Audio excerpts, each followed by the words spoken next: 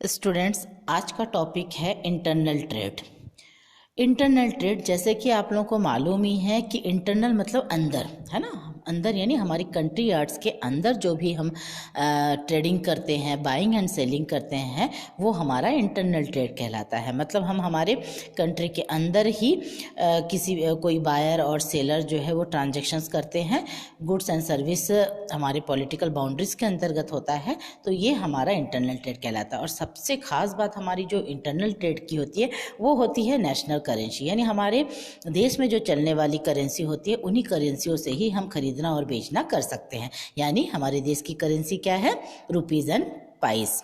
हम रुपए और पैसे के माध्यम से ही खरीदने और बेचना कर सकते हैं, तो ये हमारा इंटरनल ट्रेड कहलाता है। ठीक है ना। मीन्स सेल्स और exchange of the goods and service in our country yards, it's called the internal trade. Okay, अब हम इसकी विशेषताएं देख लेते हैं कि इंटरनल ट्रेड की विशेषताएं क्या क्या है। पहला है trade within a nation. पहला तो हमारी विशेषता ये है कि ये जो ट्रेड है ये हमारे कंट्री के अंदर ही होता है। ठीक है ना। सेकंड है फ्री एक्सचेंज ऑफ गुड्स। हमारा जो भी सामान है उसको लाने ले जाने, लेन देन करने में किसी तरह की कोई रेस्ट्रिक्शंस नहीं रहती है। No restrictions are here. Single currency, third point है सिंगल करेंसी। जो मैंने अभी भी आपसे कहा कि हमारे देश के अंदर ही आप अगर बिजनेस करते हो तो आपको किसी तरह के करेंसी की आवश्यकता नहीं होती है, हमारे ही देश का रुपए और पैसा चलता है। सिंप्लीफाइड ट्रेड प्रोसीजर, हमारे देश में होने के कारण इसमें कोई खास तरह का आपको कोई रूल्स रेगुलेशन फॉलो करने की आवश्यकता नहीं होती है। ठीक है ना। Simply we are doing our trading, no need to special treatment for that. Fifth point simple taxes. Internal trade में आपको सिंपल जो टैक्सेस है वो आपको लगता है। ठीक है ना। सेल टैक्स हो, ऑक्ट्रा टैक्स हो, जो भी है वो आपका लगता है। Mode of payment, internal trade है तो आप अपने हिसाब से पेमेंट कर सकते हो, चाहे आप कैश यूज़ कर सकते हैं, बाय चेक कर सकते हो, डीडी कर सकते हो। It is depend on you how you paid your money. Seventh is low transport cost. आपके यहाँ पे जो ट्रांसपोर्टेशन चार्जेस होते हैं वो बहुत ही कम होते हैं। ठीक है ना, क्योंकि आप अपने डिस्टेंस के अकॉर्डिंग ही सेलिंग करने के काम करते हैं। बायर भी वहीं आसपास के ही होते हैं। ठीक है ना, इसलिए आपको बहुत दूर जाने की ज़रूरत नहीं पड़ती है और ज़्यादा पैसे खर्चे करने की ज़रूरत नहीं पड़ती है। Second is next is free mobility of factors of production. हमारे जो प्रोडक्शन है वो आसानी से मोबिलिटी का मतलब होता है एक जगह से दूसरे जगह इजीली मूवेबल, आसानी से आना जाना लेना देना कर सकते हैं। तो ये जो फैक्टर होता है, प्रोडक्शन होता है, वो फ्रीली मोबिलिटी होती है, मूवेबल होता है। ठीक है ना। चाहे जैसा लेबर हो गया, कैपिटल हो गया, इसमें आपको किसी तरह का कोई रेस्ट्रिक्शन की आवश्यकता नहीं होती है। आप जहाँ चाहें वहाँ पर आप अपने सामान को लाना ले जाना कर सकते हैं। Okay. Next 9 point is other features. और भी कई विशेषताएं हैं। वो है, देखिए, पहला है there are 2 types of internal trade, है ना। यहाँ पे 2 तरह का इंटरनल ट्रेड होता है, एक होलसेल ट्रेड और दूसरा होता है रिटेल ट्रेड। सेकंड होता है इसमें कोई गवर्नमेंट इंटरफेरेंस नहीं होता है, सरकार की कोई हस्तक्षेप नहीं होती है।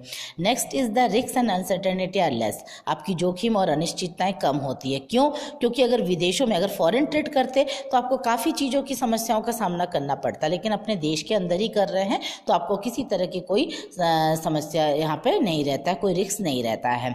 यहाँ पर आपका नेक्स्ट पॉइंट हो जाता है कि आपके जो डॉक्यूमेंटेशन और फॉर्मेलिटीज़ भी बहुत कम रहती है, जो मैंने अभी आपसे कहा कि ज़्यादा रेस्ट्रिक्शंस और ज़्यादा फॉर्मेलिटीज़ नहीं रहती है।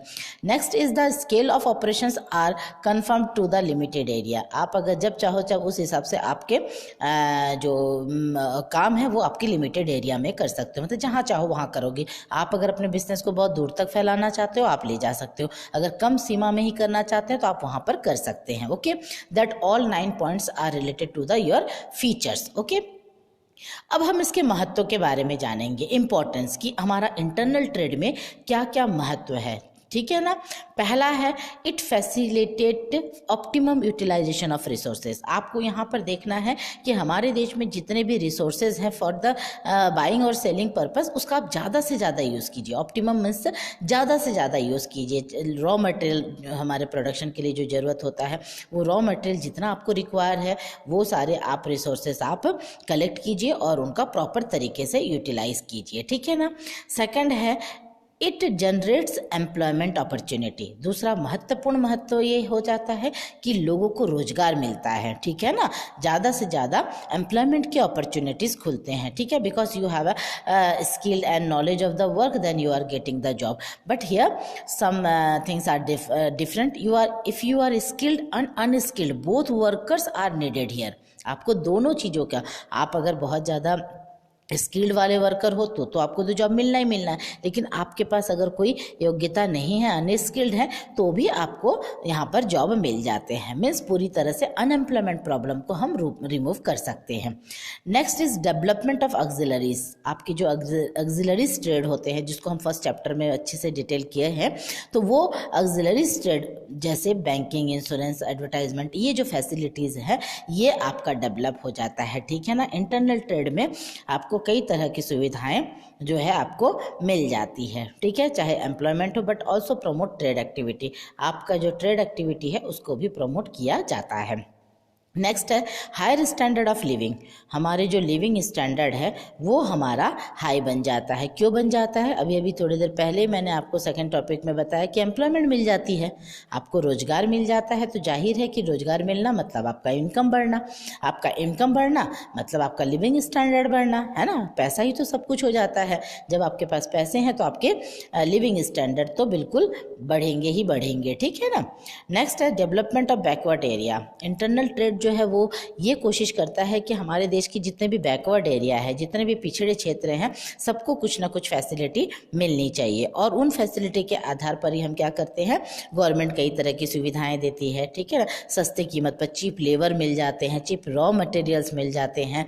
तो ये सारे जो है बैकवर्ड एरिया में हम कोशिश करते हैं कि इंटरनल ट्रेड में खास तौर से जो पिछड़ा क्षेत्र है, पिछड़ा जगह है, उन जगह पर हम क्या कर सके, शॉप लगा सके, दुकान लगा सके, और उस एरिया को हम डेवलप कर सके, ठीक है ना। और आजकल आप देख भी रहे होंगे कई तरह के बैकवर्ड एरिया जो है वो लगातार क्या है, डेवलप हो ही रहे हैं, ठीक है ना।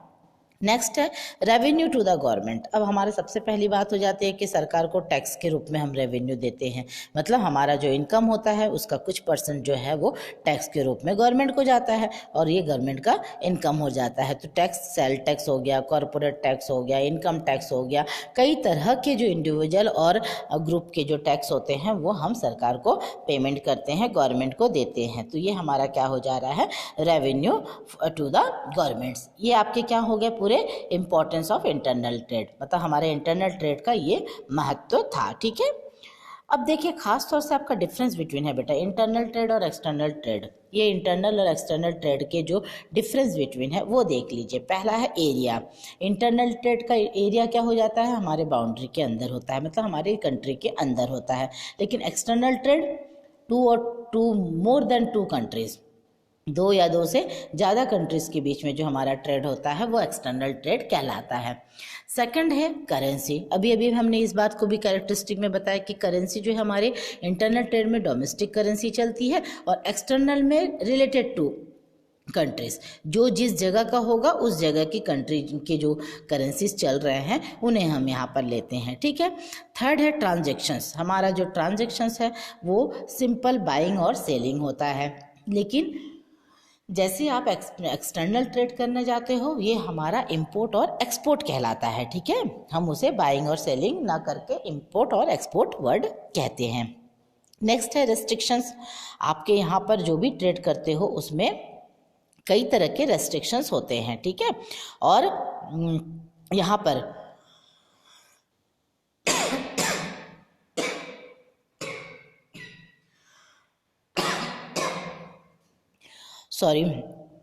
इंटरनल ट्रेड में आपके रेस्ट्रिक्शन छोटे मोटे कम होते हैं, जबकि एक्सटर्नल में बहुत ज़्यादा रेस्ट्रिक्शंस होते हैं, ठीक है। Political factor.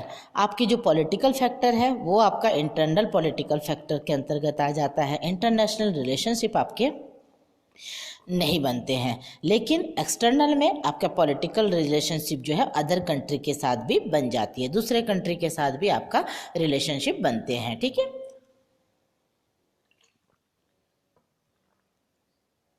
नेक्स्ट है फॉर्मेलिटीज रीजन। यहाँ पर किसी तरह का कोई फॉर्मेलिटी नहीं करने की जरूरत होती है। इंटरनल ट्रेड में no formalities are to be observe, but external trade में आपको काफ़ी कुछ फॉर्म्स भरने पड़ते हैं, काफ़ी फॉर्मेलिटीज़ जो है वो करनी पड़ती है, ठीक है ना। रोल ऑफ गवर्नमेंट हमारे कंट्री में होता है, तो गवर्नमेंट का जो रोल होता है वो उतना ज़्यादा टफ नहीं होता है, ठीक है ना, क्योंकि वो हमारे देश के अंतर्गत ही होते हैं, तो उसमें वो अपने हिसाब से चलता है, ठीक है ना। लेकिन किसी तरह का कोई इलीगल ट्रेड हम यहाँ पर नहीं करते हैं। लेकिन इंपोर्ट और एक्सपोर्ट के लिए बिना लाइसेंस के आपके या सरकार की सहमति के बिना आप ट्रेड नहीं कर पाते हो एक्सटर्नल ट्रेड में, ठीक है। 9 पॉइंट है रिस्क। यहाँ पर कोई रिस्क नहीं होता है, जबकि एक्सटर्नल ट्रेड में आपको बहुत सारे रिस्क हो सकते हैं। 10th point mobility of factors. आपके फैक्टर्स को आप कहीं पर भी चाहो इजीली मोबिलाइज कर सकते हो, लाना ले जाना कर सकते हो। कहाँ पर? इंटरनल ट्रेड में। लेकिन एक्सटर्नल ट्रेड में आप इस तरह से किसी की तरह का इजीली मोबिलाइजेशन नहीं हो पाता है, क्योंकि इसमें नेशनल और इंटरनेशनल दोनों चीज़ों के का जो प्रभाव है, इफेक्ट जो है आपको पड़ता है। ओके, तो इस तरह से आपके 10 पॉइंट्स हैं इंटरनल ट्रेड और external trade. Okay, now another topic is the classification of internal trade, और we can say the types of internal trade, ठीक है। आप इसको इंटरनल या टाइप्स ऑफ इंटरनल ट्रेड भी कह सकते हैं, ठीक है ना। आप यहाँ पर देख सक रहे हो कि फ्लो चार्ट में आपको दिया गया है on the basis of volume और on the basis of area, ठीक है। On the basis of volume में हमारा 2 पॉइंट आता है, वो आता है होलसेल ट्रेड और अगला आता है रिटेल ट्रेड। लेकिन on the basis of area में आता है लोकल ट्रेड, प्रोविजनल जिसको हम स्टेट ट्रेड भी कहते हैं, और अगला है इंटर स्टेट या इंटर प्रोविजनल ट्रेड भी कहते हैं, ठीक है ना। अब इनके बारे में देखिए, पहला है हमारा on the basis of volume of trade, ठीक है ना। वॉल्यूम ऑफ ट्रेड के अंतर्गत हम 2 ट्रेड के बारे में पढ़ेंगे और ये बहुत ही एमपी है। पहला है होलसेल ट्रेड और दूसरा है रिटेल ट्रेड। होलसेल ट्रेड का मतलब आपको मालूम ही है कि where we are getting the goods in the large quantity, and second is the fair price. आपको होलसेल ट्रेड पे लोग इसलिए जाना पसंद करते हैं, लेना पसंद करते हैं, या फिर होलसेल ट्रेड का मीनिंग होता है कि वहाँ पर आपकी जो बहुत सामान जो है बहुत बल्क ऑफ क्वांटिटी में वो रखता है, बहुत ज़्यादा मात्रा में स्टोर करके रखता है, और वहाँ से अगर आप कोई सामान खरीदते हो तो वो आपको क्या होता है, कम कीमत पे मिलता है, ठीक है। और सेकंड रिटेलर का काम क्या होता है, रिटेलर जो है वो होलसेलर से ही परचेस करता है थोड़े थोड़े मात्रा में। होलसेलर का काम होता है बहुत ज़्यादा मात्रा में गुड्स को स्टोर करके रखना, लेकिन रिटेलर का काम होता है कि कम मात्रा में, थोड़े थोड़े मात्रा में वो होलसेलर से सामान लेता जाता है, क्योंकि उसके पास उतने स्टोरेज नहीं होते हैं, ठीक है ना। तो ये आपके रिटेल ट्रेड कहलाता है। ओके, अब इनके बाद हमारा सेकंड आता है on the basis of area. Area के आधार पर आपका जो ट्रेड है वो 3 है, एक लोकल, स्टेट और इंटर स्टेट, जिसे हम स्टेट को प्रोविजनल और इंटर स्टेट को इंटर प्रोविजनल भी कहते हैं। लोकल का मतलब आपको समझ में आ गया कि जहाँ पर आप हो वहाँ पर, जैसे हम भोपाल में हैं, भोपाल में ही अगर हमने कोई काम कर लिया, परचेजिंग और सेलिंग, बाइंग और सेलिंग का काम कर लिया, तो ये हमारा लोकल ट्रेड कहलाता है कि हम जिस एरिया पे हैं उसी एरिया में ही बायर और सेलर है, ठीक है ना। तो ये आपका काम, जैसे कई जगह पर आपके दूध मिल्क पार्लर होते हैं, वेजिटेबल सेलर होते हैं, तो कई तरह के राशन ग्रोसरी के शॉप होते हैं, तो वो उसी लोकल ट्रेडर के एरिया के अंतर्गत ही होते हैं जहाँ पर आप परचेजिंग एंड सेलिंग का काम करते हो। Okay, next is the state trade, state provisional, जो कि हम उस राज्य के अंतर्गत, हम एमपी में हैं तो एमपी में ही अगर बायर और सेलर दोनों एमपी के हैं तो ये हमारा स्टेट ट्रेड कहलाएगा, चाहे एमपी के किसी भी शहर से आप बिजनेस क्यों ना कर रहे हो, ठीक है। यानी बायर और सेलर जो है वो स्टेट में होने चाहिए, सेम स्टेट में। इंटर स्टेट का मतलब होता है कि जैसे हम एमपी में हैं, एमपी से हम महाराष्ट्र के साथ ट्रेडिंग कर लिए मान लीजिए, या वेस्ट बंगाल के साथ कर लिए, या यूपी में कर लिए, यानी हमारे स्टेट के अलावा हम किसी अदर स्टेट के साथ लेन देन करते हैं, परचेजिंग और सेलिंग का काम करते हैं, तो ये हमारा क्या कहलाता है, इंटर स्टेट ट्रेड कहलाता है। ओके, तो लोकल ट्रेड मतलब जिस एरिया पर है उस एरिया पर बायर और सेलर होता है, बाइंग और सेलिंग का काम होता है, तो वो लोकल ट्रेड कहलाता है। प्रोविजनल यानी स्टेट ट्रेड उसे कहते हैं जब हम एक ही सेम स्टेट पे होकर के बाइंग और सेलिंग का काम करते हैं। और इंटर स्टेट का मतलब होता है कि हमारे स्टेट के अलावा हम किसी दूसरे स्टेट के साथ बाइंग और सेलिंग का काम करते हैं। मान लो भोपाल मतलब हमारे एमपी का मान लीजिए सेलर है और आपने और परचेज़र मान लीजिए छत्तीसगढ़ का है, तो ये इंटर स्टेट ट्रेड कहलाएगा कि छत्तीसगढ़ का बायर और एमपी का सेलर हो गया, तो इसे हम इंटर स्टेट ट्रेड कहेंगे। ओके, तो ये आपका हो गया on the basis of area. सबसे मेन महत्वपूर्ण जो चीज़ है वो है हमारा होलसेल ट्रेड। तो हम होलसेल ट्रेड के बारे में देख लेते हैं, जो आपको मालूम ही है कि ये बल्क ऑफ क्वांटिटी में जो सामान है वो किससे परचेस करता है, मैन्युफैक्चरर या प्रोड्यूसर से। ठीक है ना, यहाँ पे आप एक चीज़ ध्यान दीजिएगा कि सबसे पहला प्रोड्यूसर होता है जो क्या करता है, सामान आपका बनाता है, तो उससे फिर कौन खरीदता है, होलसेलर खरीदता है, और फिर होलसेलर से रिटेलर और रिटेलर से consumer.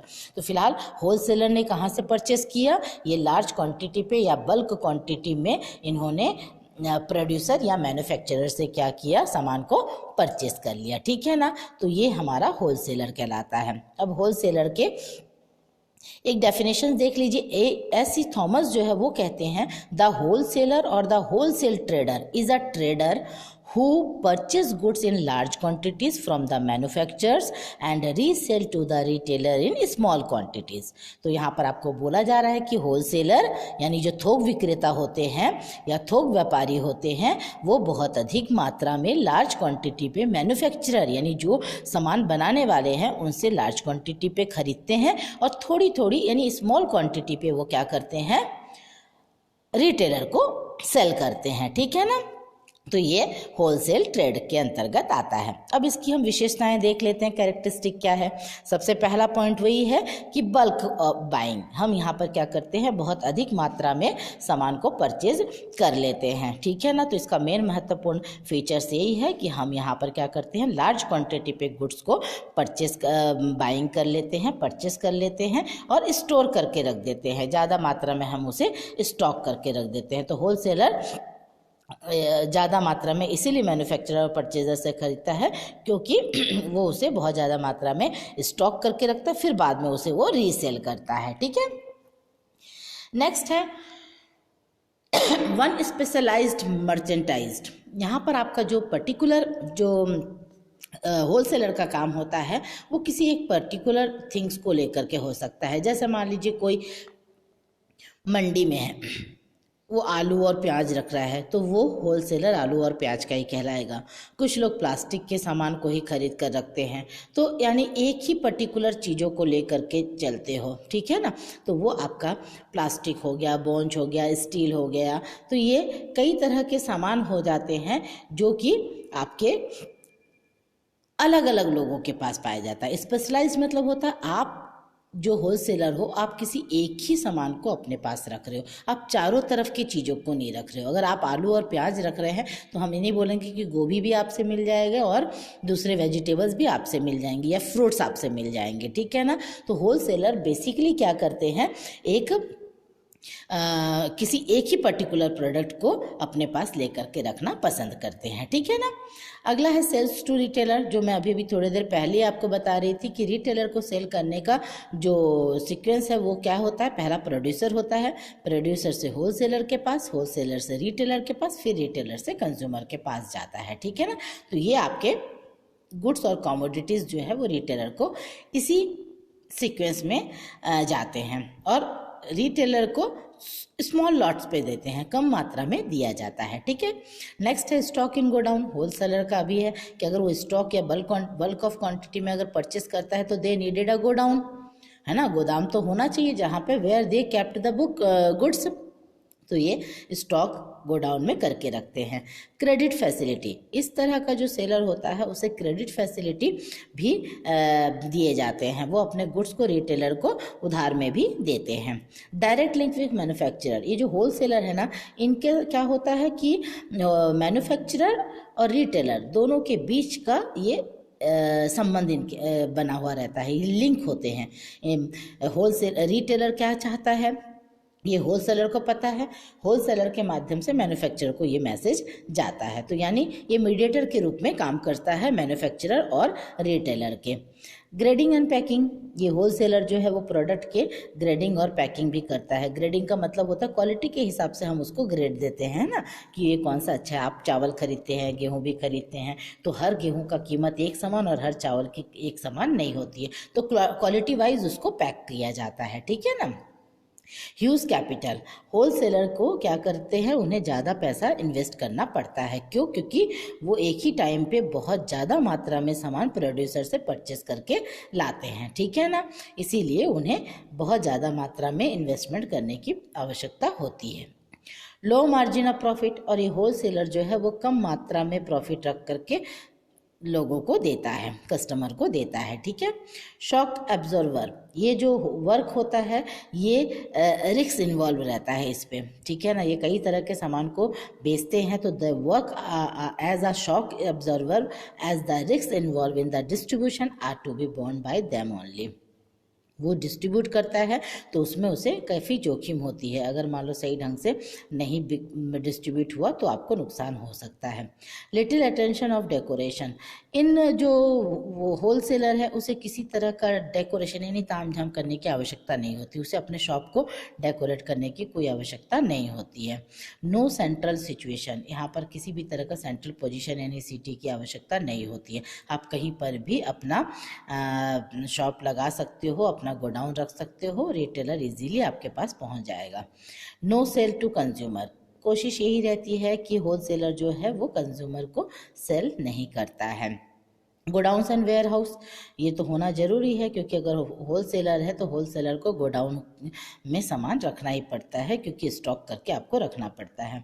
Balance between demand and supply, supply और डिमांड में बैलेंस बना करके चलना आपके लिए बहुत ज़्यादा ज़रूरी होता है, कि लोगों का डिमांड क्या है और हम कितना आपको सप्लाई कर सकते हैं, ये चीज़ जानना आपके लिए बहुत ज़्यादा ज़रूरी होता है, ठीक है ना। तो फिर आज के लिए इतना ही रहेगा, ठीक है। नेक्स्ट टॉपिक हम नेक्स्ट क्लास में डिस्कस करेंगे, ओके।